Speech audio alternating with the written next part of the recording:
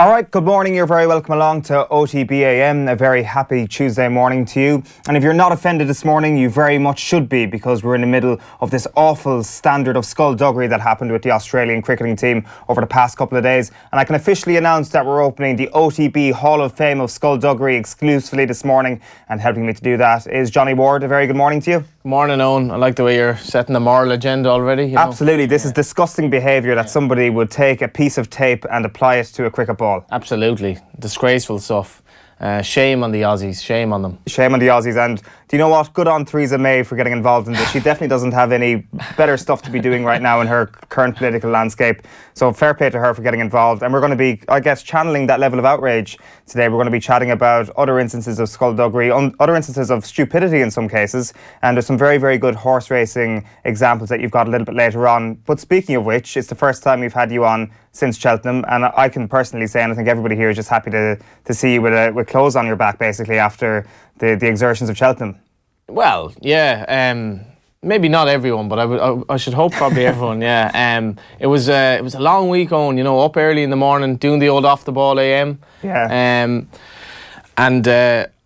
I was staying like right beside the racecourse, but I had to work in the town during the morning, so it kind of nullified the actual benefit of staying by the racecourse. But Cheltenham really is manic to work over there. It's like I don't think I have the stamina for it anymore. At least I found it hard, and when I came back, I got the boat back at 2:30 on Saturday morning, and it was like the Alamo. It was like some sort of strange world that I never knew existed. But then Patrick's Day was on the Saturday, and we'd Ireland against England, so it was like straight into it again. But it was a great experience, and Irish racing's in a very good place. And I think the Irish National now just being on at the weekend, it's good timing, because it just kind of continues the party a little bit. Yeah, we might get your Fairyhouse tips a little bit later on in the show, maybe around 9 o'clock, just to keep people waiting for a little while. Just in terms of that, in terms of like the Irish angle when it comes to Cheltenham, obviously it's very easy to get behind the likes of Elliott and Mullins and say these are two of the greatest trainers we've ever had in this country. But when it comes to the Prestbury Cup, what's your opinion on that? Are you kind of jotting down how the Irish are doing versus the British every single day? You actually do. Like, I mean, they have the Shergar Cup, which is kind of this manufactured event on the flat, like, which nobody really cares about. But the Prestbury Cup itself, you know, it's Ken Doherty and Phil Tufnell or whatever, and there's a bit of like implanted banter about the whole thing, yeah, which is whatever. But it does actually matter, because the state of play between Ireland and Britain, horse racing wise, is actually very significant to people over here, you know. And it's kind of a rivalry, but it's also just a barometer of the state of racing in this country. And with two hammerings of the British from the Irish in succession, you'd have to say that Irish racing is in a very good place. And even though they talk about it being cyclical, it's cyclical to an extent, because at the moment prize money in Ireland is really, really strong, and we've probably two of the best trainers we've ever had. And prize money in Britain is a big, big issue, you know. And if you were to own a horse in Britain at the moment, it's very, very uneconomical. Now, it's at the best of times, it doesn't make sense to own a racehorse, but you know, there's actually a paucity of big British owners, and some of the British owners have horses in Ireland, which is very unusual.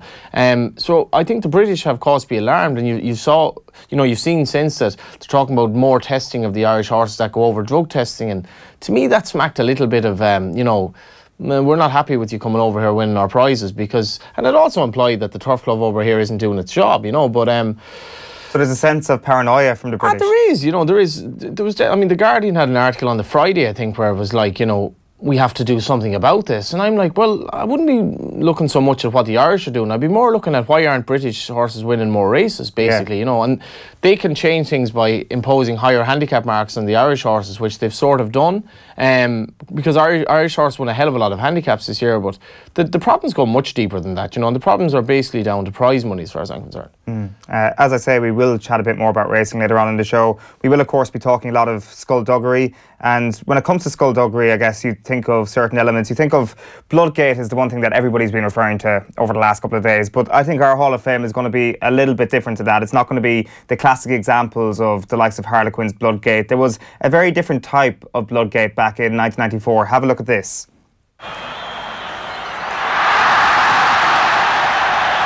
En ese momento la gente gritó, ¿ah? La gente se dio This is cuenta. Roberto Rojas, who is currently lying down on the ground. He is the Chilean goalkeeper. He was banned for life as a result of this play acting. And not only was it play acting, he had a blade on his person during this match against Brazil for a qualifier for the World Cup. I got my years mixed up there. It was for the 1994 World Cup. They got barred as a result of this. Somebody actually throws a firework onto the pitch. He makes it look like he's been hit by the firework and he cuts himself. And as you'll see now in a moment, as he gets taken off here, he's actually bleeding profusely. So it's one of these elements of skullduggery which goes above and beyond the bounds of, I guess, rubbing some tape in sands to actually scrub a ball. So this is the sort of stuff we're looking for here. If you've got any suggestions for the OTB Skullduggery Hall of Fame, feel free to tweet us at Off the Ball or comment on the stream that you're watching on. It sets a high bar, Johnny. That's a phenomenal. I mean, I can only thank the Aussies for bringing us the opportunity to bring all these memories back that I'd never seen that before. I think that's just phenomenal. And you know, the footage now is just so much better as well. Like you can, HD is so good that like it's very hard, I think, to get away with anything. Like that's obviously such grainy footage, but I think that's phenomenal stuff, really, to be honest. That was almost the best thing about the Australian thing, was that the footage captured it so well, step by step. The reaction from the captain, the reaction from the coach, the walkie-talkie. It was pure drama. Like, I'm sure, okay, there may be cricket fans watching, but like I certainly can't watch Test cricket. But imagine if you are watching it and the adrenaline rush you must feel that your 400 million hours of watching the sport finally come to fruition, that you've seen this thing play out live. Your life became worthwhile. Absolutely, exactly. So we'll get into that a lot more. And as I say, Johnny's got some very good racing examples to come up a little bit later on in the show. But just to tell you what else is coming up a little bit later on today, we are going to be chatting to Frank Greaney about the Belfast trial as that enters its final stages this week. We'll be discussing the new GAA Director General. We're going to have former President of the GAA, Seán Kelly, on the line to give his take. We're going to get his ideas of how the new DG should be interacting with the new President, indeed. Two new big appointments for the GAA in very, very interesting times. We had Ewan McKenna on the show before Christmas, and he thinks this is the biggest sporting story of the year. So it'll be very interesting to get Kelly's take on all of that. Hooligans and Russia, as you can see on my right-hand side there, are also on the agenda at the moment. England are up against Italy tonight in a World Cup, or not in a World Cup, in just an international friendly. It is all eyes towards the Russian World Cup and how the English fans will get on. Of course, the Hooligans were doing their thing in Amsterdam over the weekend. We'll get Martin Ziegler of the Times' take on all of that, and indeed Boris Johnson and his quotes over the last week or so. Racing chat, as we've mentioned, with Johnny, and indeed we'll chat Irish football. Johnny's got a very good piece with David Ford at the moment. We'll chat about that and a little bit about Declan Rice and the new breed who emerged for Ireland against Turkey last Friday night. But now it is time for the back pages. OTB AM. In association with Air. Get Air Sport free with Air Broadband. Rugby dominating the back pages this morning. The press conferences for Munster and Leinster began yesterday. Sexton says the slam is just the start on the back of the Irish Independent this morning. Out-half calls on Leinster to harness Ireland's good feeling. You've also got CJ Stander and Conor Murray there training for Munster as they prepare to take on Toulon this weekend. Another interesting story on the back page of the Indo this morning is Tom McGlinchey there hitting out at the GAA for disrespectfully declaring Allianz Division 4 Football League games as null and void. And McGlinchey, as I say, just saying that's basically disrespectful. And to be fair, he's probably got a point if it was Division 1. And to a certain extent, there was 2 null and void games just at the weekend in Division 1 and they weren't called off. That being said, it wasn't in April. And lo and behold, this club-only month of April has become a holy show of a disaster, as we've got inter-county managers complaining about not even getting their full league complement of games played. So there might be more on that a little bit later on in the week, as we might actually give Tom McGlinchey a call, see what he has to say about that later in the week. On Sports Tuesday in the Irish Times, Sexton driven to start another chapter in Leinster's history, reads the front page of this sports section. The out-half says Saracens will not be fazed by a Viva atmosphere. Jerry Thornley's then saying the seasons hinge on this big quarter-final weekend. 2 huge games, really. We'll be previewing that as the week draws closer to the weekend. Meanwhile, on the back of the Irish Daily Mail this morning, Blues believe, reads the headline. Leinster's ready for Saracens, insists Sexton. You've also got this story about McGlinchey as well here by Micheál Clifford. Daisha Boss slams GAA for lacking respect, reads the headline there in the Irish Daily Mail. The back of the Times Ireland edition then this morning, it says Cup hopefuls are sweating on key players. That's also to do with the Champions Cup quarterfinals this weekend. You've got action urged to lower high tackle level. That's World Rugby talking about lowering potentially the legal height of a tackle after an injury audit of the professional game in England recorded a rise in concussions for the 7th year in a row. And then finally from me for now, it's the front page of the Irish Examiner. Rallying the wounded reads the headline. Van Grant says rugby games are won in the hearts of men. You've also got Mike Quirke and John Fogarty's columns being teased at the front as well. Mike Quirke says inadequacies and inconsistencies still undermine GAA disciplinary system. He's talking about the double standards between the reaction to Andy Moran's altercation, let's say, with an official last week and Diarmuid Connolly's altercation with an official last year. John Fogarty then talking about Pádraig Duffy. Saturday is his last day in office. You mentioned Diarmuid Connolly as well there. I actually brought Diarmuid Connolly's incident up recently because there was an incident in St Patrick's Athletic were playing Cork City, and quite clearly Alan Bennett, Cork City captain, or former captain rather, pushed the referee after a Cork City player had been controversially sent off, Graham Cummins. So a lot of the focus was on Graham Cummins, but there was nothing whatsoever, no debate on Soccer Republic about Bennett manhandling the referee. And I saw it then again at the weekend when Shamrock Rovers controversially had a player sent off for 2 quick yellows in Watford. And now this was a lot more benign, but Bulger from Cork was really remonstrating, aggressive representations in front of the referee. I just think it's totally unacceptable, this stuff, that soccer, it's deemed, the Connolly thing was one of the biggest stories of the summer in Gaelic games, a game in Carlow that shouldn't have meant anything. And I thought Dublin handled it reasonably well in the end. He got his ban and they kind of got on with it. But in any event, Diarmuid Connolly is on. First of all, I'd just like to say about the Tom McGlinchey, which is obviously, he's on the back of maybe 2 or 3 papers. It just shows Gaelic games journalism how rare it is that there are actually scoops that one journalist gets, and that's just the way it is. Yeah, and that ties in with the Diarmuid Connolly thing, because you see John Small. I was involved with the horse with John Small, so I know him reasonably well, and I was quite shocked that he came out in the Diarmuid Connolly stuff. What is the story with John Small and Diarmuid Connolly? But he didn't, as it turns out. So the headline is, missing Connolly is still resting, and then when you actually read it, and this reminds me of Animal Farm, where Boxer, the kind of dutiful horse who just stands for the worker, who just keeps working in an autocracy. He says, well, if Napoleon said it, it must be right. Napoleon was. Small said, I think he's just resting up. This is about Connolly. I don't know any further than that. Jim said he's resting up, so he's resting up. So you're like, this is on the back page of a paper. This isn't clarifying anything really, and no. That's, but that says more. It actually does say more about the Connolly situation than it not being there, because it obviously implies that there are questions that aren't being answered there. He's just going, well, Jim said it, so it must be true. Well, that's also the thing here. Is John Small not having conversations with people from St Vincent's who might also be his teammates, and indeed with Diarmuid Connolly, who certainly know what's going on here? Is Jim Gavin the only person who kind of is the middleman in communications between these players? So John Small doesn't communicate with anybody in the Diarmuid Connolly circle, but Jim Gavin does, and he will inform John Small what's going on here. Is there no direct communication between the players? Because that seems like a very odd element of a squad that seems so very tight-knit, having done 3 All-Irelands in a row. I've sympathy for John Small here, because if he knows what's going on with Diarmuid Connolly, which I presume he's some idea, because it's far too vague at the moment for it to be what we're seeing in the papers. There's clearly something to this that we're not, to my mind anyway. He's in a terrible situation there. He can't, open the lid on it, or if there is a lid to be opened on it. So he has to kind of go to the stock answer and say, well, whatever Jim said, that's all I know about it, and can you ask me the next question, please? Because I can't gain anything from this. But I think as a Dublin fan, you would be asking questions as to what's going on with Diarmuid, because obviously last year was difficult for him.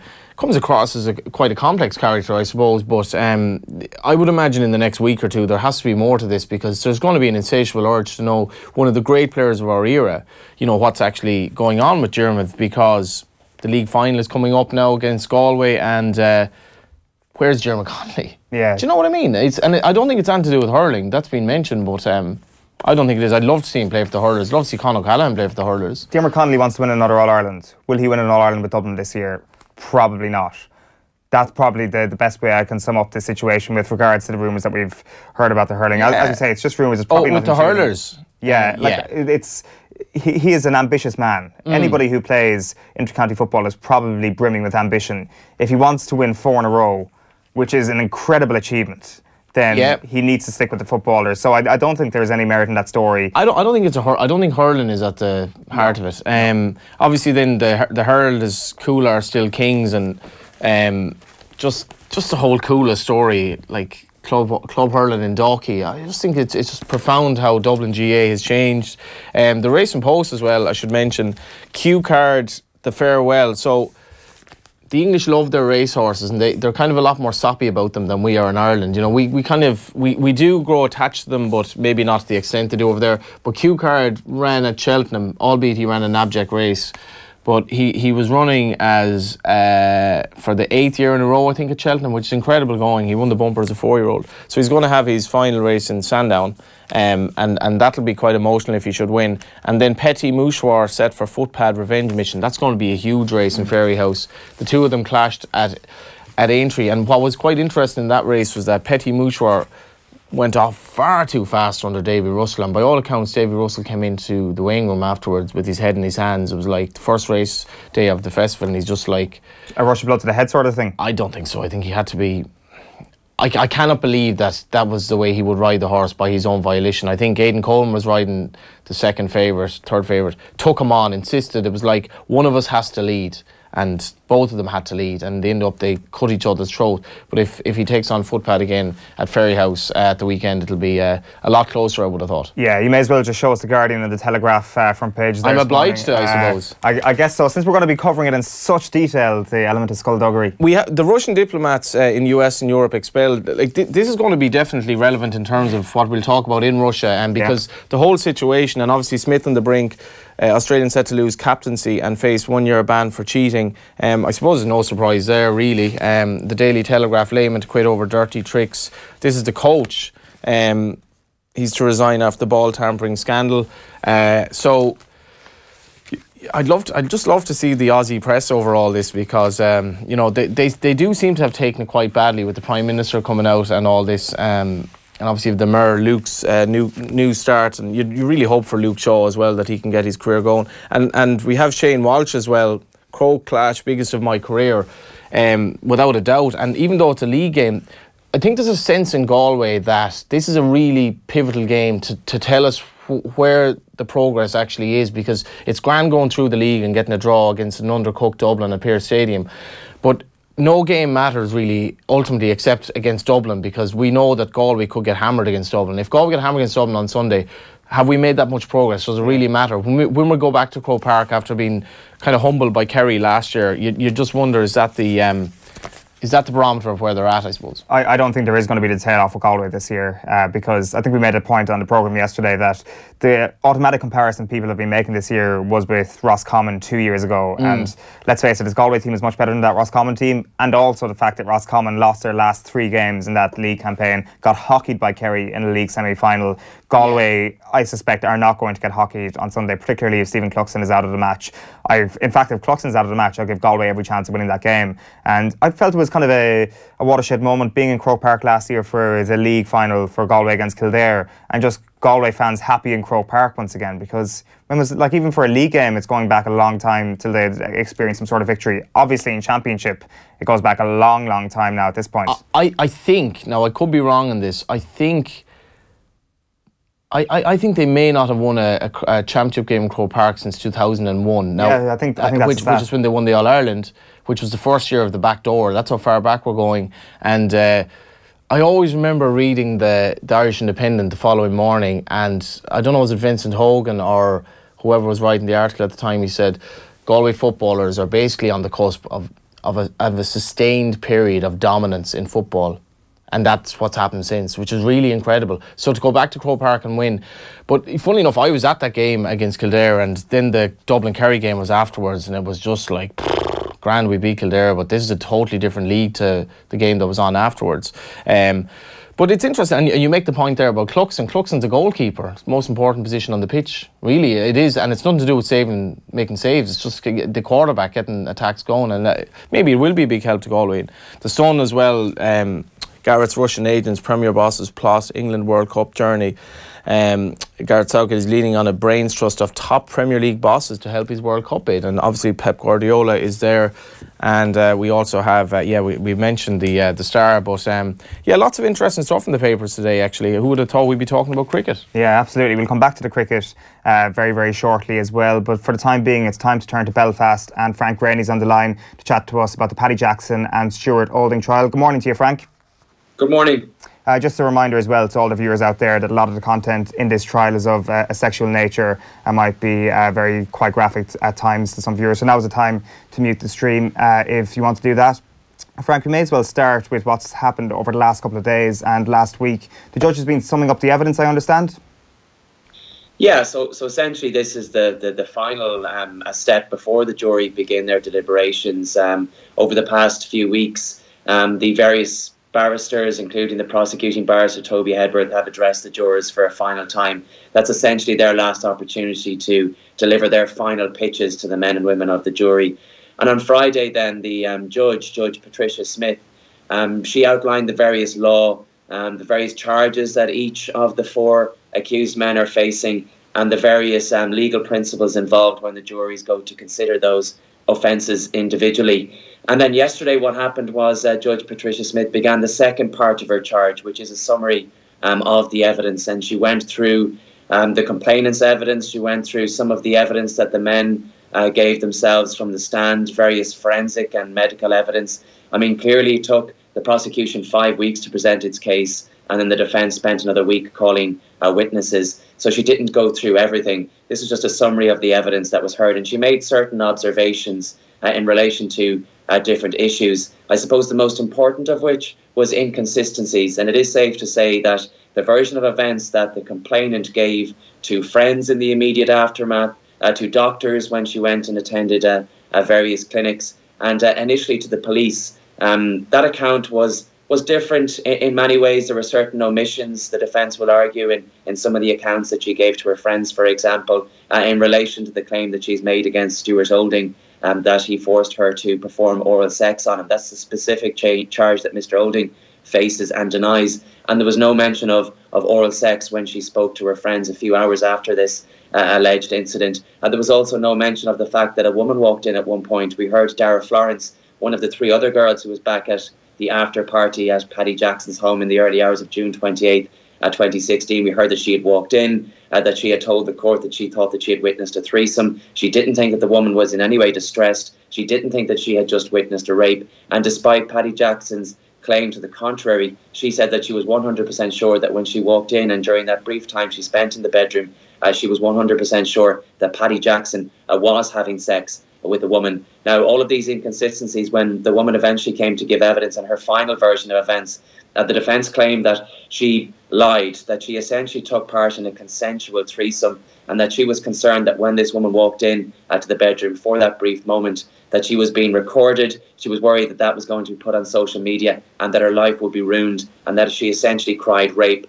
and that the whole thing spiralled out of control and she couldn't back away from her lie. Now, the judge did address inconsistencies, and she asked the jurors not to, just because the complainant has said something different to somebody else doesn't mean that she's lying to them. She said it is up to them to judge the evidence and the evidence alone. She said in these particular cases, her experience as a judge in these particular cases has shown to her that inconsistencies arise for various reasons, and victims of sexual offences, their memory is affected by it in many ways. She said some people, for example, will go over it again and again in their mind, and they'll have a very clear memory of what happened. And then there are other people, she said, that will just try and put it out of their mind, and their memory will clearly be affected by it. But the main point that she was trying to make in relation to inconsistencies is just because this woman's version of events was maybe different to the one that she gave her friends and to the police and to doctors, again, it doesn't mean that she's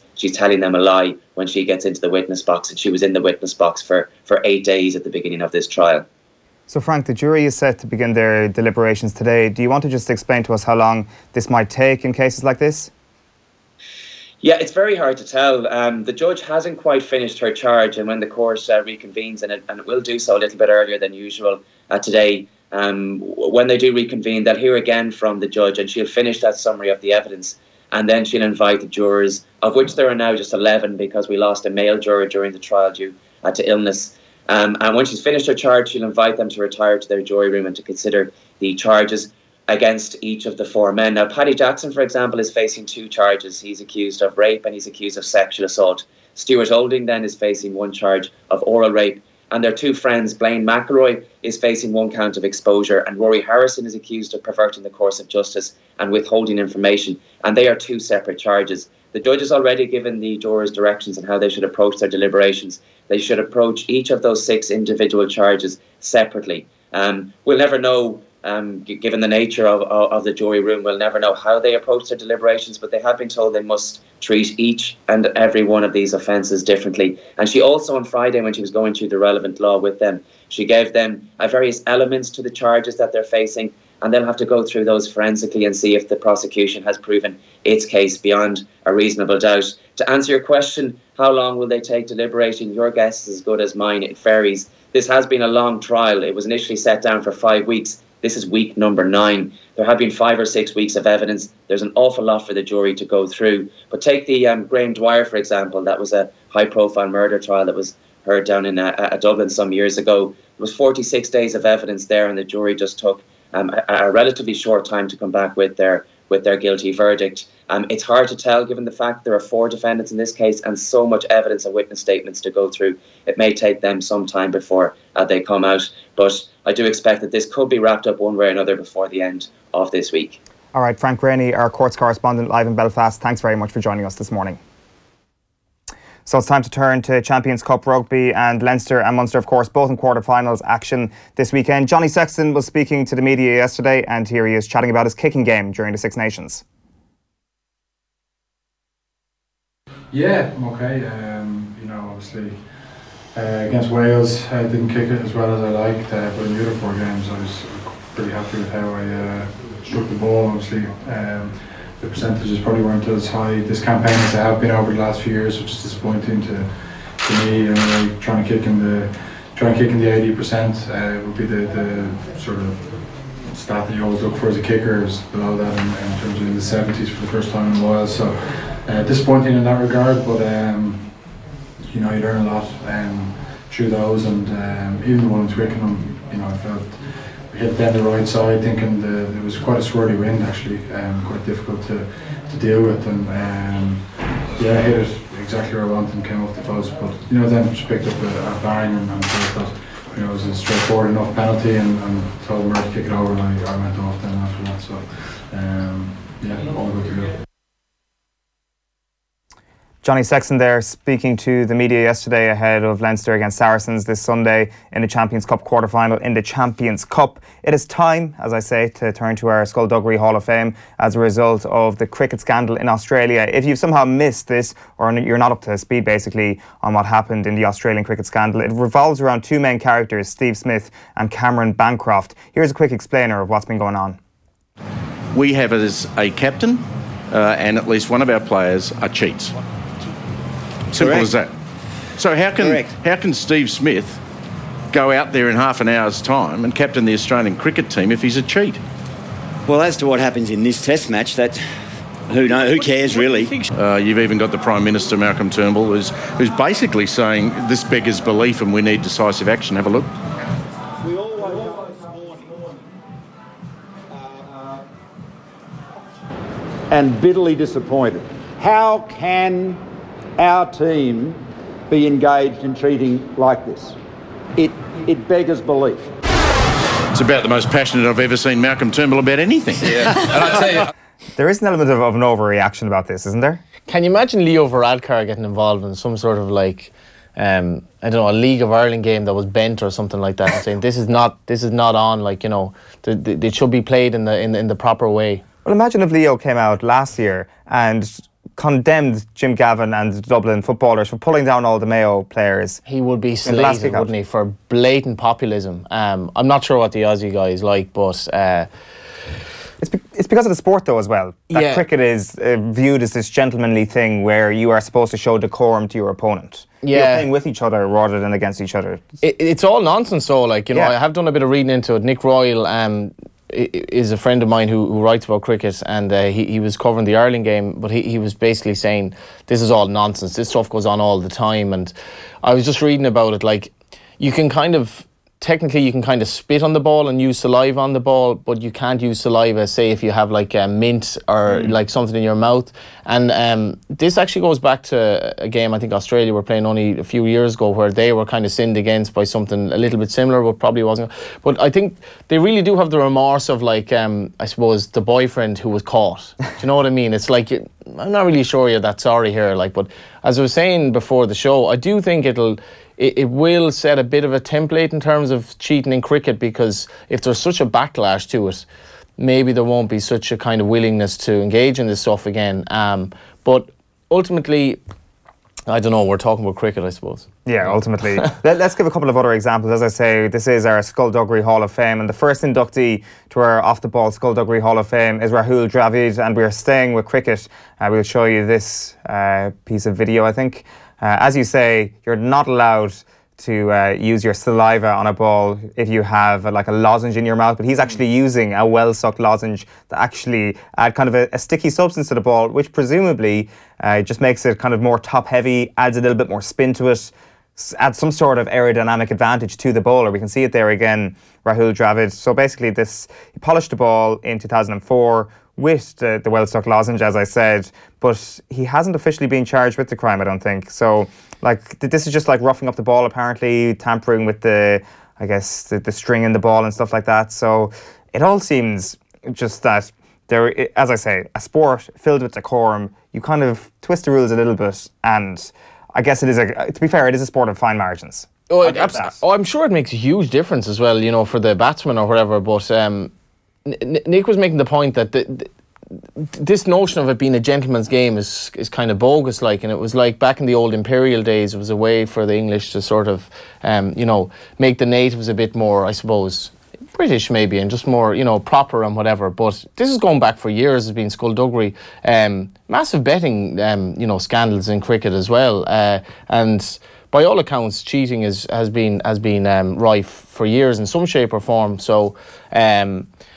I've never played the sport, but I imagine if the ball is being thrown at you at 80 miles an hour or whatever, you know, if there's a little bit of a deviance, it's going to make a huge difference. 100%. As you say, though, it is cricket, and we're going to park the cricket examples there. And our next inductee into the Skullduggery Hall of Fame is Donal Cusack. Here is an extract from his autobiography talking about his skullduggery when it comes to slitters. So he said in his book, there was already a bit of history between Cork and Tip with regard to slitters. They won a penalty against us. So when Kelly stepped up and we had a plan. Once we had been awarded a penalty, or we had given away a penalty, we were to create a bit of a commotion, a diversion through which to get the ball in. If we won a penalty, so they had pre-prepared balls basically. If we won a penalty, we'd be getting rid of the O'Neill's ball and getting one of our favourite Cummins All-Star balls into use. So if we conceded a penalty, he'd be getting that ball in, blah, blah, blah, blah, blah. So on this day, Kelly picked up the dud ball. It had been a job of work from one of our men to soften it up and still have it look like a newish O'Neill's ball. So he says he never handed it in, it just rolled in, and it just appeared in front of Owen Kelly before he would take the penalty.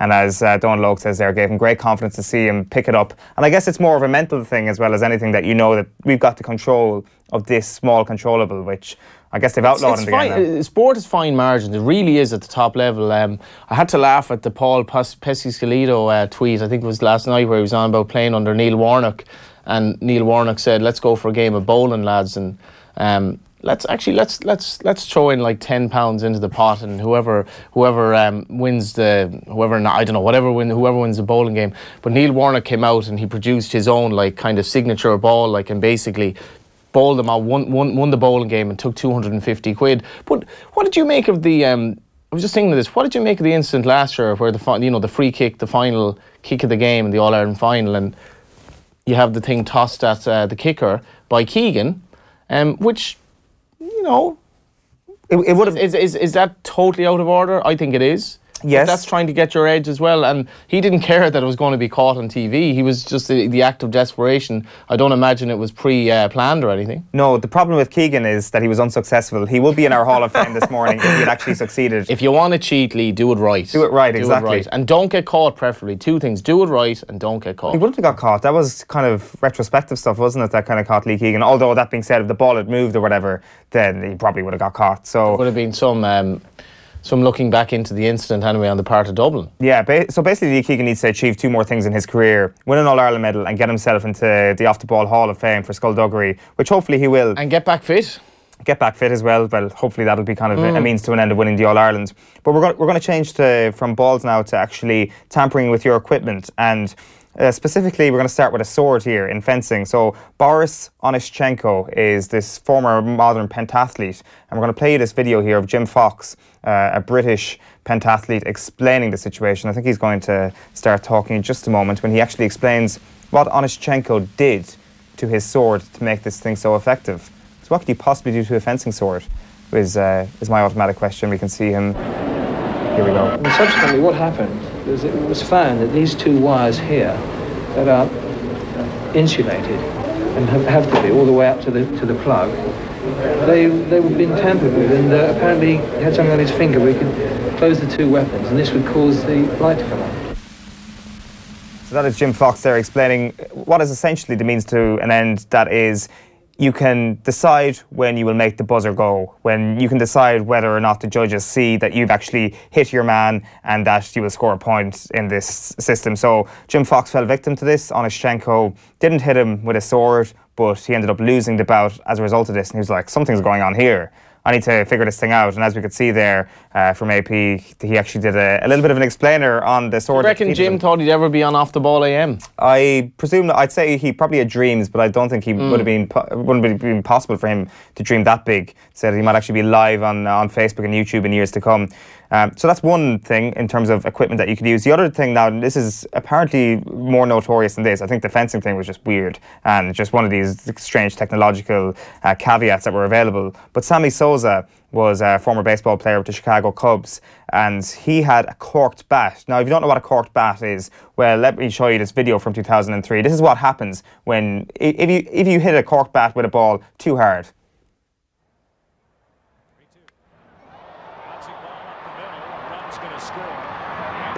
We'll see it now in just a moment, the evidence of his corked bat when the officials go over to pick the thing up. Sammy Sosa running around there pretending nothing has happened, and there we go, absolutely shattered. Basically a cork bat is a lighter bat which you replace the inside with basically a cork, the same material at the top of a champagne bottle. It allows for a lighter swing, it allows for better aerodynamics, and it allows for better performance in baseball. Of course, completely outlawed, and he did himself in there when that shattered. Interestingly though, there was a study carried out in 2007 that found that cork bats absorbed more kinetic energy than uncorked bats. So basically didn't hit the ball any further as a result. So this was all pointless. So Sammy Sosa of the Chicago Cubs, your efforts were all for nothing. Well, he also was doing his bit to, you know, I guess a little bit of science into the sport, and you just see how we can improve, or we can basically rule things out of actually improving the bat, you know, unwittingly. Sammy Sosa, what a name though. What a name is right. And he's also very welcome to our Off the Ball Hall of Fame of Skullduggery. Another man who is very welcome into our Hall of Fame is Muhammad Ali. He, of course, there's numerous efforts of Skullduggery against Muhammad Ali.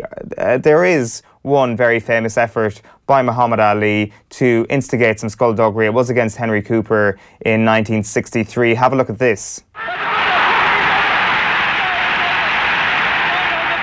So this is a pretty famous fight. That's the third or fourth round, the penultimate round of the fight anyway. Ali is completely spent, sits down at his corner, and you can just about make it out here, but his coaches accidentally, let's say, tear his glove. So what happens when you tear your glove in a professional boxing bout? Well, the referee has to give you an extra 20 seconds or so of a break. And after that unbelievable left hook from Henry Cooper there in '63, probably could have done with that 20 seconds. That was fairly benign though, wasn't it? Well, I let him away with that. What do you remember Moe in The Simpsons when Dredrick Tatum was fighting Homer, and Moe like produced these gloves that had like barbed wire over them? Yes. That'd be a different ballgame now. Comes out. Well, there is talk of Ali and who was Ali fighting? One of his earliest fights, and there was talk that he had got poison on his gloves, his opponent's gloves, against Ali, and it forced Ali into kind of more of a submission than he had wanted to, which obviously is far more severe than this. This basically just bought Ali a bit of time. Of course, he comes out in this round and knocks Cooper out. Cooper gets that famous cut. He was famous for cutting, of course. I guess 20 seconds is a long time, and what do you get, a minute? Yeah, something like that. I'm not sure what it was in '63. When you're punch drunk, you know. Yeah, it's huge. So Muhammad Ali, you're very welcome as well to our Hall of Fame. There's only a couple of more ones before we get into a few racing examples. I'm actually wondering about what we can introduce now in sport for the next Hall of Fame segment on this show. We have to come up with innovative ideas in terms of cheating. Well, as I say, GPS. Make that GPS hit the ball. Make that GPS successful. Yes. I'm sure there's plenty of horse racing. Like, as I say, there's some brilliant racing ones, which we'll get to in just a moment. I've got a few ideas for those as well. You've really worked on this. Well, put a lot of energy into it. Huge amount of the morning. I'm very exercised about this. Most prep you've done for a show in a while, I'd say. Ever, I would say. The only prep I've ever done for any show, really. Let's welcome the Sacramento College class of 2002 to the Off the Ball Skullduggery Hall of Fame. This is from the Associated Press on November 15, 2002. Football players from Sacramento State are accused of greasing their jerseys with non-stick cooking spray on the sideline during a game against top-ranked Montana last weekend. The Big Sky Conference in Sacramento State said they were trying to figure out how many applied PAM, which is a cooking spray, to their uniforms, and if the coaches knew the players in the university could face punishment. We'll decide the penalty, and depending upon who we find at the bottom of the pile, Doug Fullerton, the league commissioner, said, "I think it's a serious ethical breach." Fullerton said applying cooking spray to a jersey could make it more difficult for opposing linemen. No shit, Mr. Fullerton. The fact that they actually lost the game is probably the best part about that. So, Sacramento College class of 2002, you're very welcome. That's actually a notorious one. Yeah. Basically, lubing yourself up, for lack of a better term. Here is a story of George St. Pierre. It's all happening this morning. All happening this morning. George St. Pierre, this is back in 2009. He was up against BJ Penn. So apparently St. Pierre's cornerman, Phil Nurse, rubbed Vaseline on his back and shoulders in between rounds. So the commission in Vegas freaked out when they saw it and took the Vaseline from St. Pierre's corner. And following the fight, Penn's camp filed a formal complaint. There's still a lot of loose ends right now, and there still are, I can confirm. Just doing a bit of deep dive into this. The MMA community seems completely divided on this, but it's not the first time an opponent accused St. Pierre of being extra slippy. Yeah, I just think this show for so early in the morning, we've so much innuendo going on here. But do you know what just came into my head there? Finn Harps played Drogheda last year. Finn Harps played Dundalk last year. Now they were talking about lubing and all this. Finn Harps played Dundalk last year. And Finn Park looked like it was being cut for silage. The pitch was an absolute disgrace. And clearly they did it because they were playing Dundalk, who are a superior football team. They turned the pitch into as I say, a field that was being cut for silage. It was a shocking bad game. It was live on TV. And what was the result? They lost the game. But they'd narrowed that gap, and they found that extra, percentage to narrow the gap against superior opponents. Is there more to these floodlight stories in the League of Ireland? Is there like an element of teams, saying we're not fully fit? Certainly, floodlights have not necessarily in the League of Ireland. Certainly, floodlights have dramatically failed before when a bet was going awry or all that. But I think the floodlight situation in the League of Ireland is more to do with it being just the greatest league in the world, and a few bulbs are missing. Sometimes about a third of them in United Park. But United Park is now back. They played the aforementioned Harps last night. I had a bet on the game that Finn Harps wouldn't lose the game. They lost the game. Because one of their players was on the line, I believe, and rather than let the ball go in, he handled it.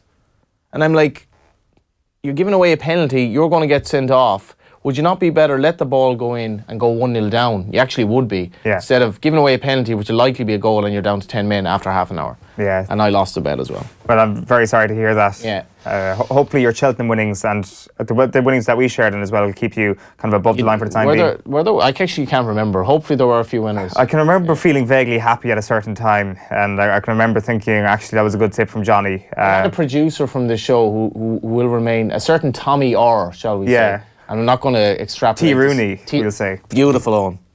He was texting me on the Friday when I had a million things to do, and I mean a million things to do, about the each way terms with a certain bookmaker for an anti-post bet. I was like, Tommy, he lost the bet as well. Did he? And was he in the wrong, or was the bookmaker in the wrong? And Kevin Kilban was involved as well. I'm sorry to mention you, Kev, but he was. This was a day after he backed a sweep of Irish winners at 150-1. Which was foiled in the last race. Oh, God. But Tommy and Kevin were done on the old each-way anti-post terms, because it was like 5 places rather than 4. And but I had nothing else to do that day, Tommy, if you're listening. That's what you call an amateur mistake, Tommy and Kevin right there. There's just 3 more examples here. We've already showed you this one, but if you didn't join us at the start of the show, you may as well show it to you again. It's Roberto Rojas with Chile. This is phenomenal. It is. He was banned for life as a result of this. But he actually got somebody from the crowd to throw a firework onto the pitch and pretend he was hit by said firework, but instead he produced a blade from, I don't know, under his jersey and cut himself with this blade, all for the sake of getting a game called off in the hope that they would qualify for the World Cup. He failed miserably, he got banned for life, and Chile got banned from the 1994 Getting a bit high and World Cup. mighty there, Owen, now, in fairness. Well, I'm not so sure. I think I can take the moral high ground when you've instructed somebody from the crowd to throw a firework at you. And when they've missed, you said, I may as well just go ahead and resort to plan B. But as we showed earlier on, you will see the evidence of this here as the camera pans around. And that is what you call going above and beyond the line of duty to get yourself into the off-the-ball Skullduggery Hall of Fame. So you're very welcome to the Hall of Fame, Roberto Rojas. It's good to have you here. First instalment. Yeah, exactly. Our penultimate one, and this is one of my favourite ones actually, is Maurice Garran. He is involved in the Tour de France, or he was involved in the Tour de France in something like 1904. I think we'll bring the image up on screen here. So this is from the QI website. In the 1904 Tour de France, 13 riders were disqualified, including the first 4 across the line, and even the eventual winner received a warning. Various misdemeanours were responsible. Some of the racing took place at night, and it was alleged that some of the riders were towed from a car with a wire fitted to a piece of cork which they held between their teeth. Maurice Garran was the first man to cross the finishing line, but was later disqualified after it was discovered he had gone part of the way by train. Brilliant. So congratulations, Garran, and welcome to the Hall of Fame. But also this one, his main rival fell from his bike fast asleep after being fed a chicken leg containing a concealed sleeping pill, and other competitors were hindered by having laxatives put in their water bottles, itching powder in their jumpers, and sandpaper in their shorts. So if you think the Australian cricketers are the first people to utilise some sort of homemade sandpaper, well, the Tour de France in 1904 got there before you. That's good old-fashioned cheating in the Tour de France. It's good that cheating is a lot more refined in cycling now. Exactly. Lance Armstrong, have a look at Maurice Garran. That's how you do cheating, and that's how you do it well. And finally, for me anyway, before we get into some of the racing examples, is Terence Rees and Boris Shapiro. They're a joint addition to our Skullduggery Hall of Fame, and they played bridge. Yes, bridge. So one of the world's great card-playing scandals could be resolved after more than 40 years with the revelation that one of the players involved confessed to cheating. So what happened was that 2 leading bridge players from Britain, Rees and Shapiro, were caught signalling to each other in the 1965 World Championship. The scandal shook the image of British as a nation which believes in fair play and led to a year-long inquiry by Sir John Foster QC for the British Bridge League. The investigation cleared both players, but the verdict was never accepted. But now a close friend of Rees said the player confessed to him, but told it was all part of an experiment to prove cheating was possible, doing it for the common good. So David Rex Taylor, a publishing executive, said that he confided in the 1960s he'd been planning to write a highly researched, in-depth book on cheating at the cards and other indoor events. He was banned from the game, or both men were banned for the game, and Rees, who died in 1996, never returned to the World Championship stage. So what they used to do basically was look at each other and say for a 2 of hearts they'd go like this, or a 2 of diamonds they'd go like this, and they had different sort of signals like that. And to be honest with you, if you're going like this across the table to your mate in bridge, I'm probably going to think that something's up, but clearly they got away with it for a certain amount of time. A less clandestine, version of that Who Wants to Be a Millionaire, when he had the person in the audience kind of giving him the signals for the right answers. Yeah, absolutely. Before we move on, just briefly on the horse racing, like I've seen painted horses. I've seen Happy Valley in Hong Kong as a race course where horses were shot with tranquilizers and darts. Racing is made for this sort of skullduggery, really. Gay Future is the one. Gay Future was a great one in the 70s. I think there was a movie made about this, actually, where a fairly roguish owner placed this horse who was ostensibly Gay Future into trebles with 2 other horses who in the completely hopeless treble that bookmakers took all over. I don't know if it was London, or all the bookmakers took the treble because it was just, if you looked at the form, it was the equivalent of having a bet on Carlow to win the football, Offaly to win the hurling All-Ireland, and some other hopeless bet this year. It can't happen. But 2 of them were non-runners, and the third horse was actually sort of replaced with a different horse, and the phone line at Cartmel Racecourse was kept constantly busy, which again evokes recollections of Barney Curley's Bellewstown coup as well. So the horse was actually trained in Ireland. The horse that was supposed to be running wasn't, and the horse won. Unfortunately, the one mistake they made was the 2 non-runners were found to be still in their basically grazing in the field. So it was the rules were actually sort of bent in that case. So British bookmakers didn't pay out. And we also had an incident in recent years where a horse And there was a big the Foxrock case. Now all connections were actually exonerated, but the horse seemingly lost 2 shoes. So when he came back into the parade ring, he'd lost 2 shoes in a race in which he was an eye catcher. But this is a mad case because Michael McDougall represented Ted Walsh. Judge Tony Hunt, this is around the Dwyer case at that time, and Aidan O'Brien and Willie Mullins were character references, so it must be one of the biggest kind of celebrity case in turf club history. But they had video footage which showed the shoes, but they couldn't prove that the shoes didn't fall off after that, kind of in the parade ring, and all connections were absolved of any blame. But our racing's great for that crack, you know. Absolutely, there's some brilliant stories out there. We might revisit a couple of them at the end of the show. Again, we're going to be chatting about Tom Ryan, the new GAA Director General, in just a moment with Seán Kelly. But before all that, here is Stephen Rochford, Mayo manager, speaking to Dave after their skin of the teeth survival in Division 1 on Sunday. You know, we would have probably we've been obviously hugely disappointed because you know, this group as they commenced, they played all their football in Division 1 and the jersey was handed to them in Division 1, and it was something that we probably spoke a little bit about during the week, that, you know, that's part of, you know, the ownership that you have while you're here, is that you hand that jersey on and they say in better condition than you received it. And you know, we would have been hugely disappointed, and look, the reality is that we're not happy with that performance. We're happy with the score, and we're happy to move on now towards the 13th of May, and what we know is going to be an almighty battle. It's a turn of the page in the season. You know, we just absolute focus now on Galway. So finally, how do you feel about that now that you've got this really tough 7 weeks out of the way and you know what you're dealing with now in terms of the personnel you have available? Yeah, we're really looking forward to the challenge. I suppose at this juncture, maybe the second best team in the country, and you know, their league performance have been, you know, really impressive. But we know who we're going to be coming up against, and we look forward to that challenge. Yeah, Stephen Rochford there speaking to Dave on Sunday after they survived in Division 1. Now, I'm delighted to say we've got the former GAA President, Seán Kelly, live in the line, live from the European Parliament, I understand, Seán. How are things? Very good indeed. Working away hard. Looking forward to Shadows meeting now soon. We won't go into details on that. Good stuff, yeah. We might just avoid that one for this morning because we're a bit tight for time. But Tom Ryan basically is a new GAA Director General. He's not exactly the highest profile figure. He fought off higher profiles in Liam Sheedy and Liam O'Neill. Just because of the profile, did it surprise you at all, or was this something you expected? Well, any of the three, I think, would have made an excellent Ards to Lahore. And Tom Ryan probably came a bit in under the radar. He'd be probably unknown to the vast majority of members of the GAA. But I'll get to know him pretty quickly. And I think whether he's under the radar or over the radar, high profile, low profile, won't make a whole pile of difference once he takes the job. But he certainly, I think, has the credentials to, first of all, reflect the ethos of the association, because he's steeped in it himself at grassroots level, which is very important. And then to make the changes that will be necessary in cooperation with the Uachtaráin and with management.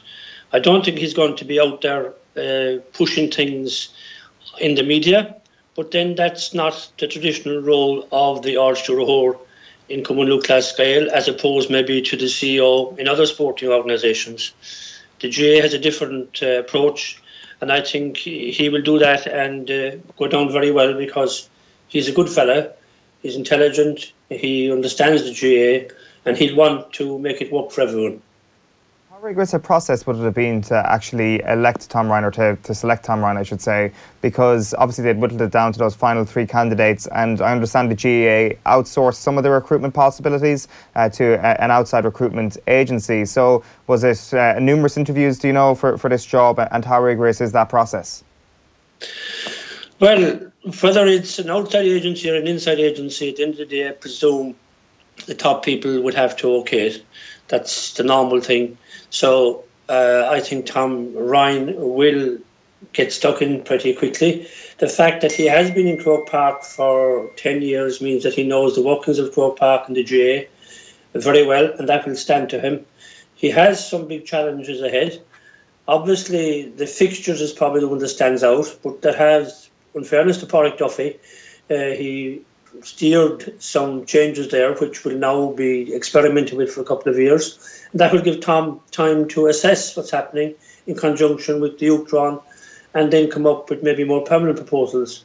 I think myself that the media rights is going to be something that we'll have to look at. There's a lot of disquiet about the Sky deal in particular, and that's going to come up again, and he'll have to look at it from a financial point of view, but also from the point of view of the Ordinary Members Association, many of whom cannot watch matches and are a little bit annoyed over it.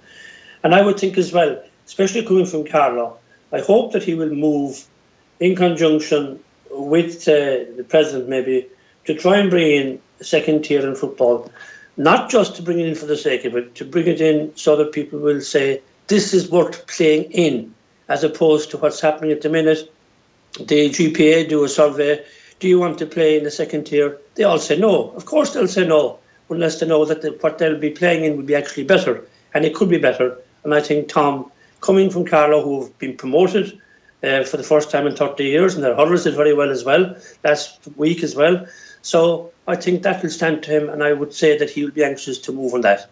But what would suggest that Tom Ryan is different to previous Orchura Horse? Because, okay, fair enough, Monaghan have had a very good decade, and that just happened to be while Pádraig Duffy was there. But the last 2 or 3 DGs haven't exactly come from top-tier counties that are always contending for Sam Maguire. So why do you think that Tom Ryan may be somewhat different here that might actually instigate this change and introduce a second-tier football championship? Well, I'd say in the GAA, like most places, it takes time to bring about change. And really, the momentum for a second tier has only been gathering pace for the last couple of years. I remember I mentioned it a few times in my time. I brought in the Tommy Murphy Cup, and it was reasonably successful, but was dumped immediately. But now people are beginning to look at it in a more realistic fashion. And I think that people are beginning to say, if you have 4 or 5 tiers in the hurling championship, why in the name of God can't you have 2 in the football and make it work? That's the important thing. It's not the question of having 2 tiers. It's a question of having a championship that fits the counties that they feel worthy of playing in. I mean, look, for instance, at what's happened in the club. The Senior Club Championship, Intermediate Club Championship and Junior Club Championship. I was with Knocknagree on Saturday night. I had the honour of presenting the medals. They won the All-Ireland Junior Football Championship. And there was no difference whatsoever between junior, intermediate and senior. It was an All-Ireland final. They played in Croke Park, the highest achievement they could get at their level. And you have to present the same at inter-county level with an opportunity to progress further as they develop. And I think that's all that's required. I mean, it's there already in all other competitions. Why can't it be in football? Yeah, I probably agree with you on that one, Seán. But also, I guess it goes without saying that will require some very, very strong leadership. Like, I mean, Pádraig Duffy was not averse to change. He forced a lot of things through himself. He went on solo runs at a couple of times. And from what we're hearing about Tom Ryan, he's obviously a very astute man. But does he have that strong leadership capacity to actually force these things through? Because, in fairness, things do need to be forced through for that change that you just spoke about there. Yeah, well, that's to be seen, but I think he certainly would. But I think that a lot of that will depend on the Utron too. The Utron is the person who can actually drive things if he wants to. He has only a 3-year period to do so.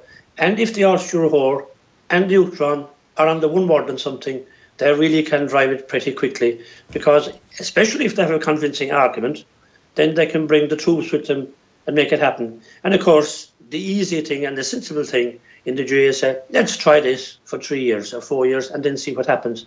It doesn't have to be a permanent change initially, but usually once an experiment is taken, people see how it goes. If it's successful, you have no problem in getting it done. The same as, for instance, opening Croke Park. An absolute huge challenge. Very difficult, very emotional, very divisive. Then it opened temporarily, and then no problem opening it permanently. And that's the way with a lot of things in the GAA.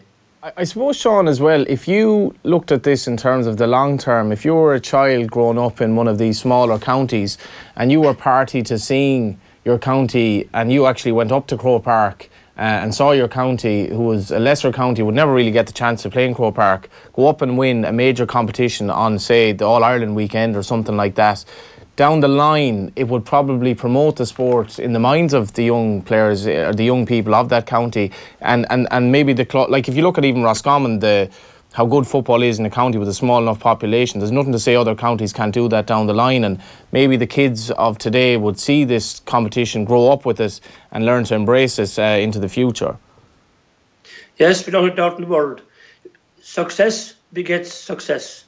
And even right now, ironically, we have 4 divisions in the National Football League. Any county that wins any of those divisions is delighted, will celebrate and look forward to a good run of the championship subsequently.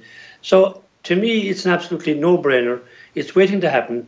But of course, what has to be done is to say we're going to play these finals in Croke Park, possibly as a curtain raiser to the All-Ireland final itself, but definitely, like the Tommy Murphy Cup, as a curtain raiser to the All-Ireland semi-final.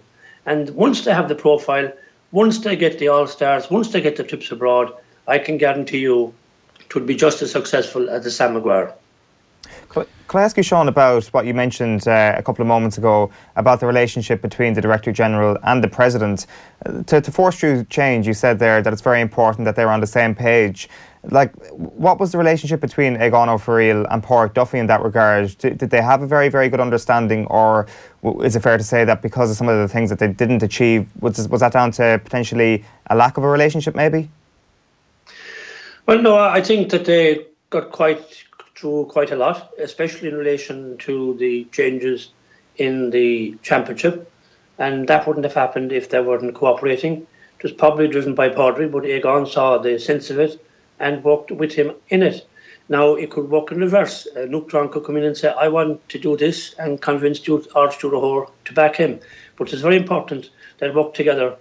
And I think Tom Ryan will be very conscious of the traditional role, especially public role, of the Arch Dúrachór. He'll want to do things very efficiently at Croke Park level to show things are working, to make people are accountable, that they're all doing their job, because especially in a voluntary organisation, those who are being employed have a probably bigger onus than in an organisation where everybody is paid. So Tom, I think, will be able to bring the people together. He'll be a good leader, I think, in Croke Park. I think he's a good listener, and for what I've seen of him, I think he'll fit the bill very well. And as I said, he will know where to draw the line between maybe interfering, if that's the right word, with the work of the President, and as a support to him. So I'm very confident that he will do very well and have a good 10 years. And above all, I think he has a personality that people will like, and that's important as well, because I don't think he has a big ego. He wants to do it for the right reasons, and he will work quietly and diligently to bring about change. Maybe sometimes we might even notice it, but will all make a difference over time. What's his biggest challenge, Seán? The immediate one is the fixtures, but I think also a big challenge is to keep the voluntary ethos and to keep the clubs going. A lot of clubs now are under pressure in terms of volunteerism, and in the west of Ireland particularly in terms of numbers.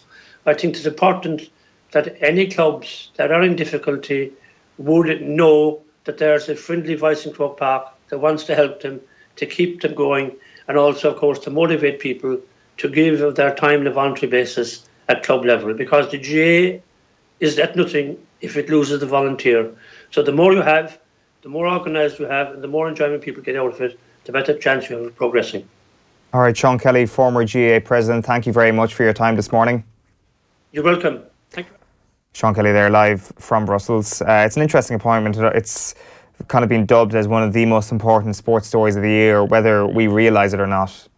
And it's like with the amount on his plate, with the amount that Pádraig Duffy has, I guess, pushed through, with the amount he's achieved, people are looking at a financial guy, basically, which he is, and questioning whether or not this is the right appointment when it comes to forcing things through further. That being said, and I know I put that point to Seán, I think there is a misconception that the Director General sort of has this autocratic sort of power over the GAA, when in actual fact it's all about how shrewd you are in terms of negotiating the endless amount of committees. It's incredibly an incredibly democratic process, in fairness to the Gaelic Athletic Association. You know, probably not always to its benefit in that it's so democratic, but a fascinating time, you know, with I mean, we spoke about before the show about the GPAs, their fundraising thing, where, you know, I think in Boston the top ticket is $50,000. For, you're just wondering, this game is becoming so nominally amateur at this stage. But, you know, the point Sean's making about the second tier, there's so much that could change, because there are a lot of issues. You know, there really are a lot of issues, notwithstanding the Sky deal. Just the fact that the fixture program is so loaded, and also obviously the fact that you have these players that are supposedly amateur that kind of aren't really amateur anymore. And how do you bring this into the future? Huge challenges ahead, but at the same time, the games are hugely popular at the moment as well. You know, there's a lot to be positive about. Yeah, for sure. If you've got any comments on that, by the way, on the new Director General, you can tweet us at Off The Ball, or you can comment on the stream if you happen to be watching us on Facebook and YouTube. You are watching OTB AM, which is brought to you this morning with Air, the home of Air Sport. Get amazing live sporting content free with Air Broadband. We are going to turn to football, and we are going to speak England and Russia momentarily. But I guess just to get your brief thoughts before 9 o'clock anyway on Ireland last Friday night, we're going to be chatting about Declan Rice in a little while. And I guess this new cohort of players that I guess you've had your eye on for a while. I think everybody's had their eyes on for a while. And ultimately the performance wasn't anywhere near the sort of new era idea that's been flaunted. But that new era idea was a little bit ridiculous. Yeah, I have to apologise. I actually didn't watch the game. I went to Drogheda and Galway in so that it was a real football man. Well, yeah, I suppose. But in fairness, you know, I've read a lot about the Rice thing. We're kind of clinging to some bit of hope, because we're so bereft of proper players coming through, like, and any bit of talent. You know, I'm not sure Sean Maguire is going to cut it at that level. We shall see. You know, Horgan came on, but Rice was something to cling to. But we need to change the way we play, Eoin. You know, we can't. It's just not acceptable to have this remit of qualify for the tournament at all costs. We have to start playing a bit of football. And in fairness to Martin O'Neill, I think that he doesn't want to play the way we did, particularly in Cardiff, and to a lesser extent, I suppose, away to Denmark. We have to start inculcating in these players a freedom to play football, you know, and regardless of who's on the pitch. I'd much prefer us finish fourth, playing the game the right way, than scrambling into a playoff playing poison, you know. And I didn't, as I say, I didn't see the game, but I hope there was a little bit. I mean, one of the passes for the chance we had in the first half was absolutely sensational. And Scott Hogan chance. Scott Hogan, that's the sort of stuff I'd like to see more of. And what Stephen Kenny did with Dundalk, I don't want to go over this again, but we're not, you know, against playing, and we're not unable to play good football if we try, and we should. It's not in our DEA to play caveman football, and that's the point we should be making. Our kids don't play like that anymore, and in 20 years' time, Ireland will not be playing like that. I would hope in 1 year time, they're not playing like that as well. Yeah, we're going to chat a little bit more football, as I say, before we wrap up. He's got a great piece with David Ford, which he wrote for leagueofireland.ie. We'll come back to that in just a moment. But for the time being, Martin Ziegler, chief sports reporter with the London Times, is on the line. Good morning to you, Martin. Good morning, Eoin. So basically, we want to chat to you a little bit about England. They are playing Italy tonight in a friendly, but I don't think we're going to chat much football, because unfortunately this whole idea of hooliganism has come up once again with the antics, let's say, in Amsterdam over the course of the weekend. And ultimately, maybe people thought before 2016 that things were getting better in terms of this image of the English fan, but now it's very, very hard to separate the English football fan from this idea of this kind of Brexit pushing hooligan, essentially, if I'm not doing too much of a disservice there. No, I mean, I think there's, I mean, the head of the football policing unit in the UK was quite clear on Saturday morning that this is a worrying trend, is how he put it. Is that, you know, one of the worst outbreaks of fan misbehaviour for several years, but it feels like it's been building up. It's not just a one-off. I mean, the Football Association say they're going to look at the issue of playing on Friday nights in sort of European city, which attracts a lot of stag doos, heavy drinkers. Perhaps you could say Dublin, Prague, Amsterdam, that sort of party capital.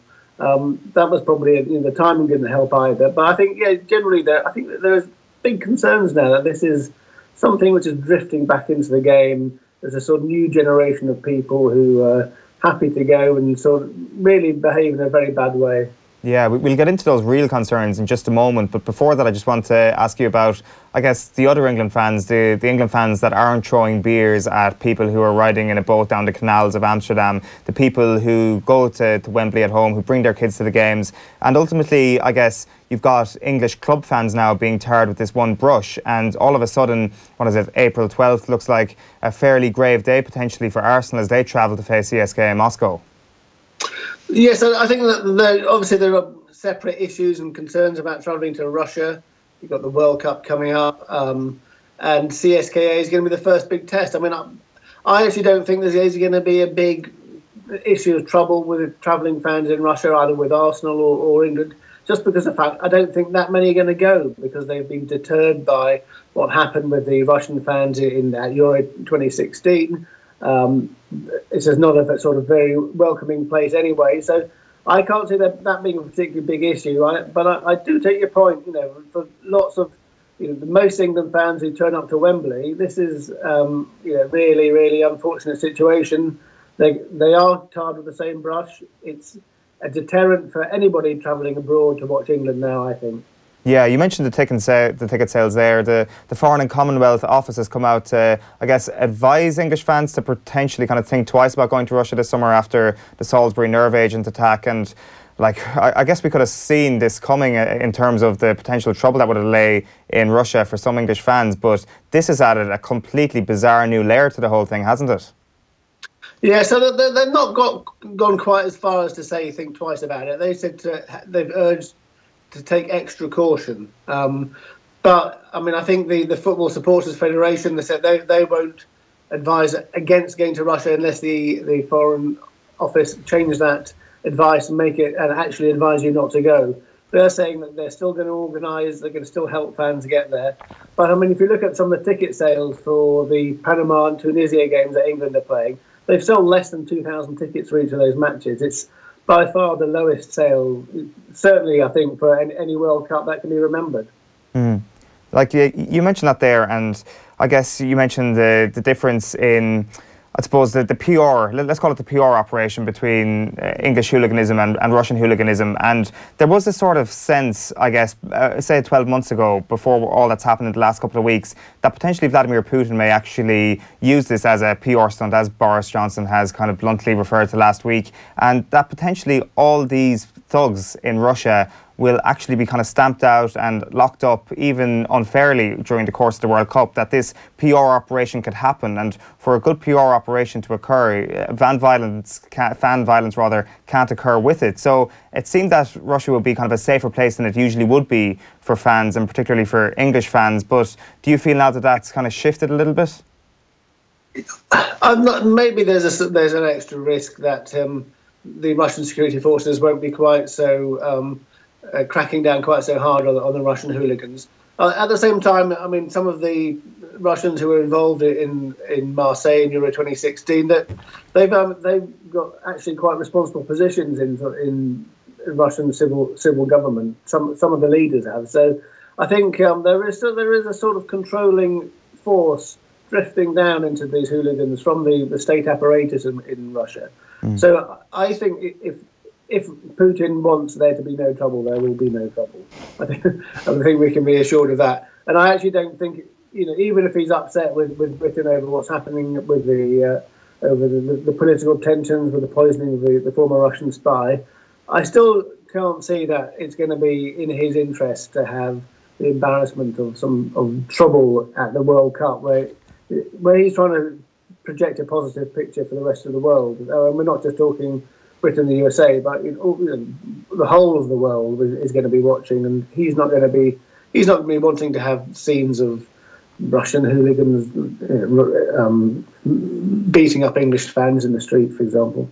Yeah, I'd probably agree with that, and I guess you'll get less of this. Igor Lebedev was the guy who tweeted, I think, around the Marseille incidents in 2016 to say, good on you, Russian fans, show them what we're all about and stuff like that. I'm sure that sort of stuff will also be lessened as well, Martin. Exactly. So I mean, that did highlight that actually, there was not so much state approval, but they were certainly turning a blind eye to what was going on. There was no sort of nothing came out of Russia that they're going to take a really tough line on these hooligans. I'm sure that's what would have happened if the roles had been reversed and it had been English fans had targeted Russians in that way. I think the British authorities have been, for years now, they've tried their very best. They're confiscating passports, issued banning orders. They are trying to get tough on this. But I think what we saw in Amsterdam is that actually there is a new generation coming through who need to be tackled in the same way, probably. And then just moving back kind of on a final point on Russia and regarding Boris Johnson's comments last week, they were obviously very divisive comment, because when you make the analogy, well, he didn't make the analogy, he agreed with the analogy that was made. When that analogy is made, it obviously is very, very divisive. But if we strip that back, because it's a pointless conversation to have, if we strip it back to the idea of this being a propaganda tool and how Putin may use the World Cup as a propaganda tool, how exactly would he manifest, how would that propaganda machine actually manifest itself this summer? Well, I think he's got his election. He's back in for president for 6 years, but I think he's been sort of fairly wounded by all the bad publicity over the Russian doping scandal. They've sort of circled the wagons on that issue, and they've tried to sort of have a damage limitation exercise.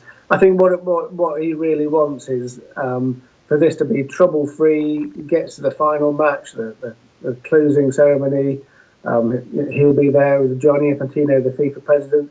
Pictures all around the world, making him look statesman-like rather than the sort of defensive figure we saw with the doping scandal. So I think it's more on a sort of sending a general message to the world and the Russians' allies that this is something Russia can put on and achieve. And I think it's probably that's for him that's more important than perhaps making sort of trying to get back at the British over this current political issue that they've got. Just before we leave you, Martin, you had a story this morning in the Times about UCAD and a hacking that went on at the weekend. Was there any general sense of important information being leaked, and do we know who might be behind this at all? So UK Anti-Doping, they say they are sure that no confidential data has been compromised or copied. I mean, I'm not quite sure, I'm not a technical expert, I'm not quite sure how you can be sure if something has been copied or not. I think what they say is that when the attack happened, the servers were immediately shut down, sort of denied that access. We will wait and see. I mean, speaking to people inside the organisation, the immediate thing of suspicion is pointing at Russia. The Fancy Bears group, they've already hacked the World Anti-Doping Agency, the US Anti-Doping Agency, the Canadian Anti-Doping Agency. It was only a matter of time, I think, before they tried the UK anti-doping. So that's the obvious thing of suspicion, especially with the current tensions and the political climate. Whether they have got anything or not, we will no doubt wait and see, because they're very clever. They've got huge amounts of information already, some of which has already been quite embarrassing for people like Bradley Wiggins. So, we will wait and see whether they actually have got anything or not. But UK Anti-Doping say, as far as they're concerned, nothing has been compromised. Okay, Martin Ziegler, Chief Sports Reporter with The Times. Very interesting stuff. Thank you very much for joining us this morning. Thanks. Good morning. Before we move on to just a little bit more chat about the League of Ireland, let's just do one last bit on this Russia versus England fan story, I guess. And this is how Russia Today reacted to the BBC's Russia's Hooligan Army documentary. Build up to the World Cup gets underway. The BBC's sensational documentary, Russia's Hooligan Army, apparently revealed life as a football hooligan in Russia and had been headlined by The Guardian newspaper based on this comment by gang ringleader. Это был спецназ футбольных хулиганов, которых отправил Владимир Владимирович Путин, чтобы покорить Европу. An apparently stunning revelation. But to Russians, it was tongue-in-cheek. A point Vasily claims was later edited. Football hooliganism isn't a Russian problem, but a global one.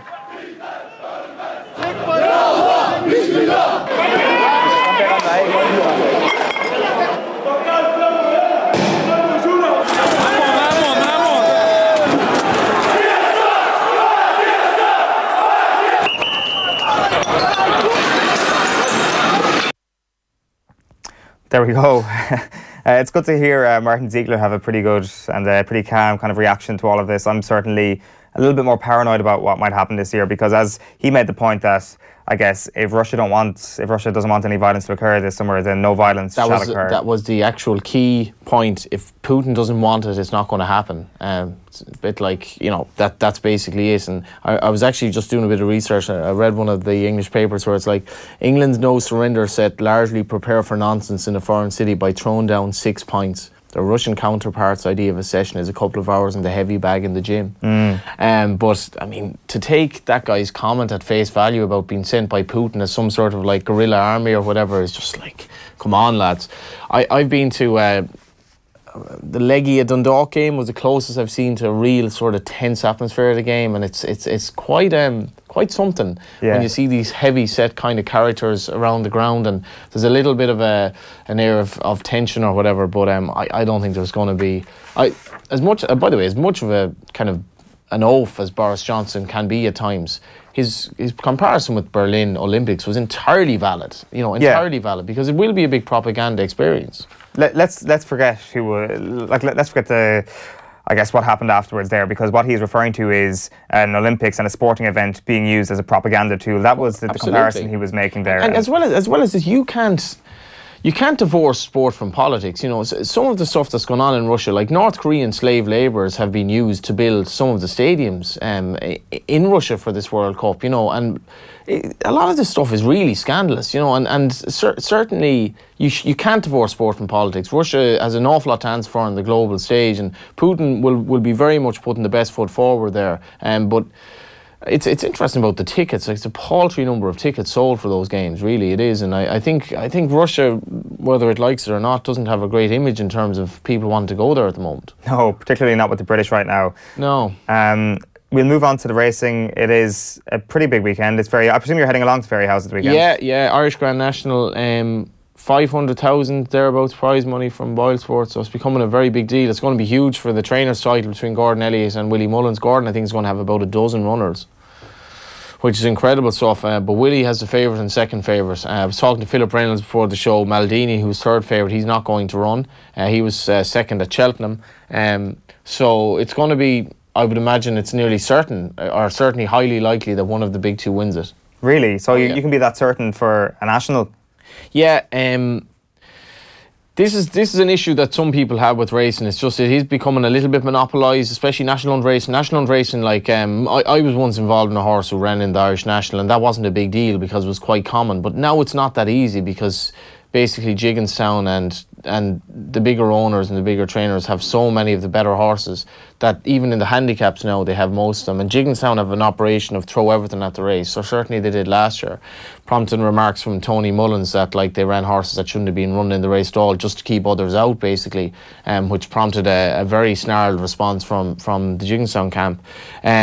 But you know, that's just the way it is. It's huge prize money. It'll be a very classy race, but it'll have a major bearing on the trainer's title, which Gordon Elliott, of course, is yet to win. So is it fair to say it's less of a lottery now than it was, say, 5 to 10 years ago? Yeah, it's certainly it's less of a lottery, and it's becoming a classier race, partly because of prize money, and partly because Michael O'Leary has so many horses, and he trains them so, or his horses are trained so honestly, that very good horses end up in handicaps just because they're slightly below the top grade, but he has a large minority of horses who are very good handicappers, as we saw in Cheltenham, where he had very good handicap success the last couple of years.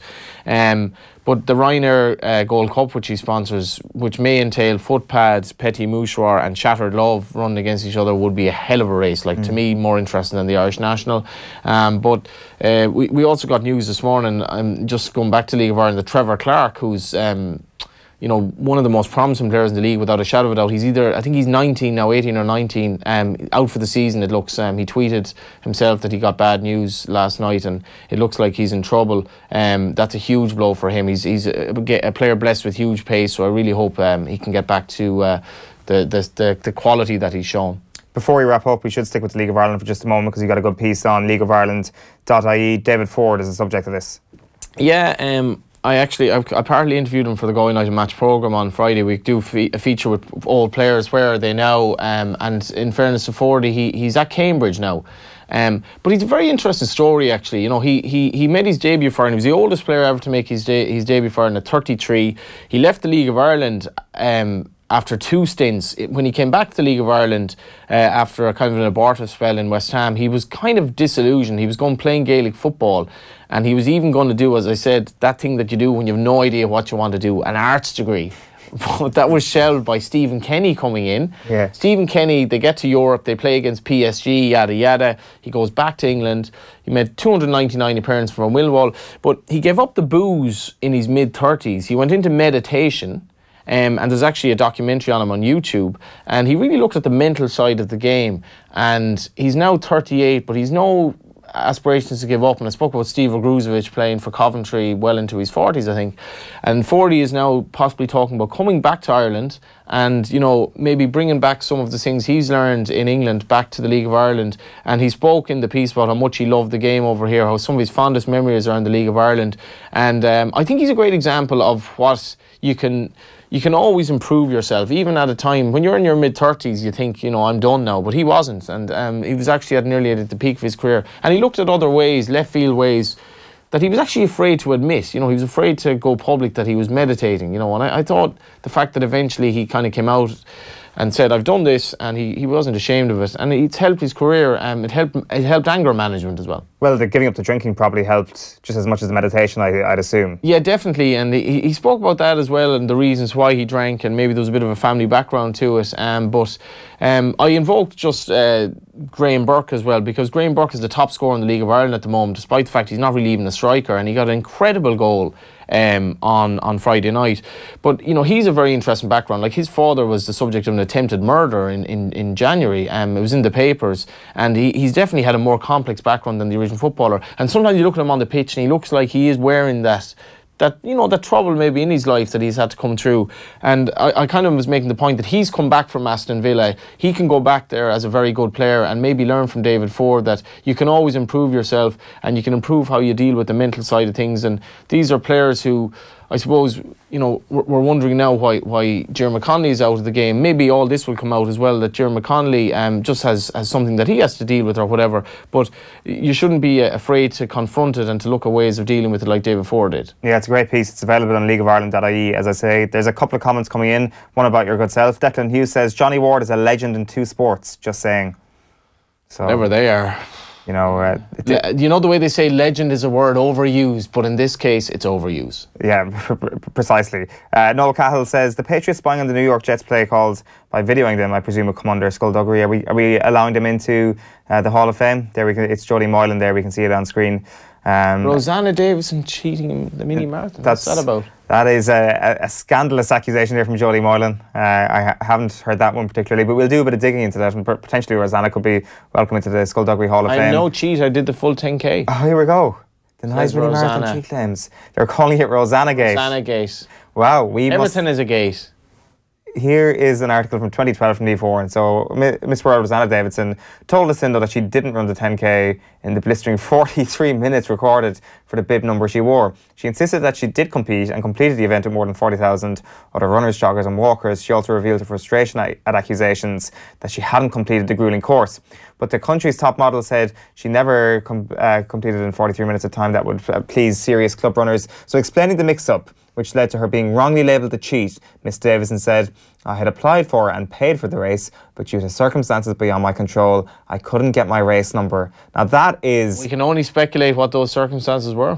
Precisely. That is a conspiracy and a half right there. That is, you know, when they talk about jet fuel doesn't melt steel beams and, you know, there's no wind on the moon, Rosanna Davison and her bib number is right up there in the top 3 conspiracy theories of all time. If you don't get Rosanna on this show this week at some stage, I think you've failed. I think so too. Failed in your duty. Either that or, what was that guy with the exotic name again? There's been many people. Yeah. Johnny Ward is an exotic name that's been mentioned quite a bit this morning. There's been numerous exotic names. Standard name, really. Rahul Dravid, Sammy Souza was the guy. Get Sammy or Rosanna on, either or. Both, or both. Yeah. Sammy and Rosanna. Dan Pope says, you can use saliva on the cricket ball when you have a sweet in your mouth, lads. Nothing in the rules against that. My apologies for that, Dan. However, you can't take the sweet out of your mouth and rub it on the ball or use any foreign object on the ball. So no foreign objects, but... listen to the Pope. Exactly, listen to the Pope. You go along to see the Pope when he comes to...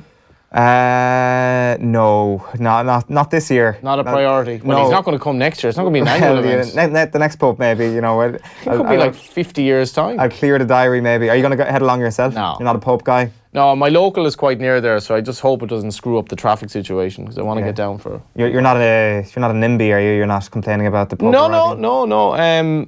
I just wish that the Phoenix Park racecourse was still there, because it went shortly a few years after the last Pope's visit, and it would have been an amazing racecourse to have in the Phoenix Park. So handy for the likes of us that live around that part of the world. And only one racecourse in Dublin, but best of luck to the Pope, and I'm sure he's disappointed. Another revelation on the show this morning. Owen is not going to see him. Not this year. Not this year. Hopefully he gets up to some sort of Skullduggery at Croke Park and we can induce him to our Hall of Fame next year. I presume that's probably all he wants.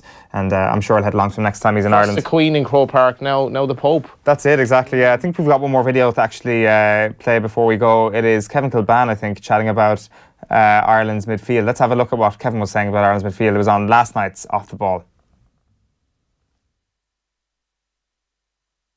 Your issue is full-back passes to midfielder, admittedly rarely, but when it does happen, ball goes to midfielder.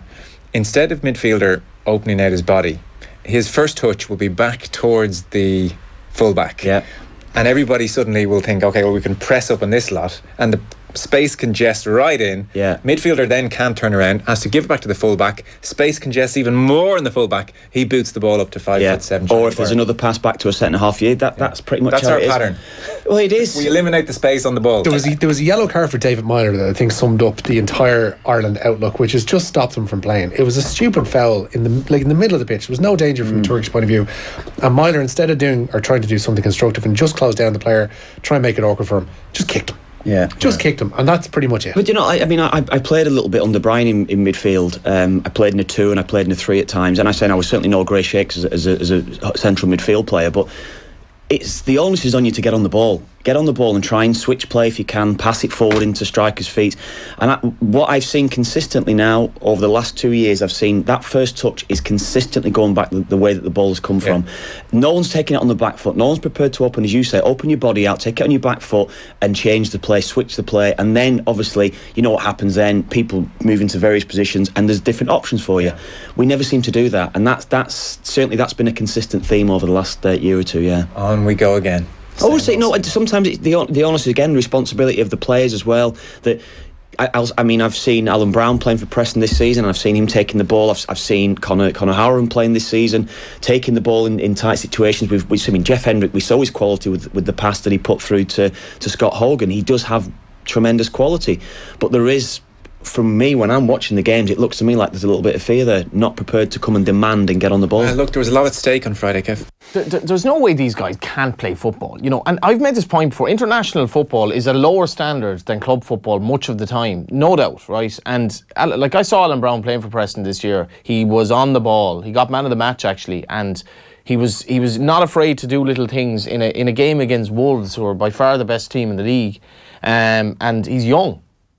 He doesn't, like, if he comes into the Ireland setup, what's inhibiting him? Like, why can't these players... It is clearly like a directive from above. And I think there is a kind of a fear, a poverty of kind of taking chances, you know. And they say in racing, if you're afraid to lose, you cannot be afraid to lose or you won't win. And Ireland just have that. And by the way, I mean, is Mayo staying in Division 1 good enough reason to wear the Mayo jersey on the following night's show? Well, I completely agree with you on that last point. I think it's, like, I wouldn't use the word pathetic now, but I would certainly say it's... Something's very close. Like, I would like to think that maybe he just didn't have enough T-shirts clean at home, and that was kind of the main reason there. Like, Mayo getting relegated would have been an entertaining story, and it's an alternate reality I wish I was living in. It would have, but I tell you... Do you like Mayo fans? Man? I'm a strange one because I'm from quite near the Roscommon border. I wouldn't have great fondness for Roscommon, but I really like Mayo people. Just I think nearly always I just find them very, very sound, dead on, and they take the the constant year in, year out, like hope being ultimately turned to despair, which I could attest to being a Galway hurling fan until last year, won the All-Ireland. But I could take it and I could accept that I know what you're going through, and I think they're dead sound, and I've always hoped they'd win the All-Ireland if Galway don't. Oh, they're very sound people, but what about when they get into the confines of a GAA pitch? Have you ever been subject to abuse from Mayo fans? It's quite an entertaining experience. Yeah, well, they travel like they don't have much else going on in their lives, really. In fairness, they've an like you could even see in Ballybuffet on Sunday, it's an incredible Mayo crowd at the game. They really do travel in unbelievable numbers, just waiting for that saviour, waiting to meet the saviour that is Sam Maguire. But it's not coming. Well, it's not at the moment, and I think they're going to struggle to beat Galway this year, and that's for you, Kilban, as well, if you're listening, which is probably not. But get a new T-shirt. Get it. Yeah, come on the show. You know, I have a new shirt. I actually bought this shirt. Looking good, yeah. I'm a bit disappointed. There seems to be some string hanging off it, but anyway, at least it's new, and it's a hell of a lot better than a weathered Mayo jersey, which was on the back of Mayo staying in Division 1, which nothing to be celebrated. No, nothing to be celebrated indeed. Before we wrap up, I forgot to ask you, what's your tip for the National, the Irish National? Do you have one yet? Maybe it might be a bit too soon. I tell you what, to kind of keep the suspense going, now it won't exist, but to keep the suspense going, we'll reveal it between now and the National somehow on Off the Ball AM. So it's kind of an incentive to stay in bed. Deal. Nice one. Thanks for everything today, Johnny. Appreciate it. And not at all. We'll have to revisit our pub chat very soon. Got in a few Simpsons references. And I thought, you know, considering there was no script there, I thought you did very well on the Simpsons front. Thank you. Yeah. We will be revisiting the Hall of Fame maybe next year. Our second annual induction to the Hall of Fame. We'll have to find a few new ones. Lee Keegan, you're very welcome next year. Just make the GPS actually hit the ball this time. Injured and now has to deal with this. I know. Poor Lee indeed. Tonight and Off the Ball, Shane Stapleton on another epic cool All-Ireland title, and a profile of legendary US sports broadcaster Howard Cassell. That's live on the radio and News Talk from 7 o'clock, and indeed from all our social channels. Tomorrow morning here on OTB AM, Gerald will be back in the hot seat, and Gareth A. Davies will be chatting about Anthony Joshua and Ryan Burnett. They're both fighting this weekend in huge bouts. But that's our lot for this morning. We'll chat to you tomorrow morning at 7:45 AM. Good luck for now. Get Air Sport free with Air Broadband. OTB AM. In association with Air. Get Air Sport free with Air Broadband.